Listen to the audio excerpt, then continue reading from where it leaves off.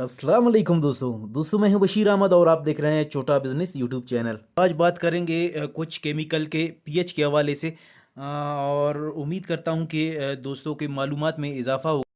तो बिना time waste किए चलिए वीडियो को स्टार्ट करते हैं। तो सबसे पहले नमक का तेज़ाब, इसकी पीएच की मैं अगर बात करूं, इसकी पीएच जो है 0.1 पीएच है। अभी बात करते हैं गंधक का तेज़ाब का, इसके पीएच जो है 0.3 जो है इसका पीएच है।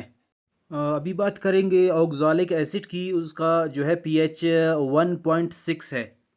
तो जी दोस्तों, अभी बात करेंगे बोरिक एसिड के बारे में। बोरिक एसिड का जो है पीएच 5.2 है। एसिटिक एसिड का पीएच 2.4 है। बेंजोइक एसिड का पीएच लेवल जो है 3.1 है। फार्मिक एसिड का पीएच लेवल 2.3 है। तो जी दोस्तों, आखिर में बात करेंगे टार्टरिक एसिड के बारे में। टार्टरिक एसिड का जो पीएच है 2.2 है।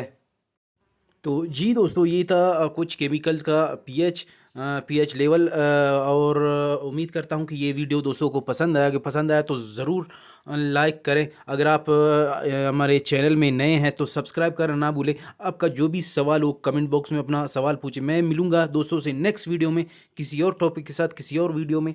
तब तक के लिए अपना ढेर सारा ख्याल रखें। अल्लाह हाफ़िज़।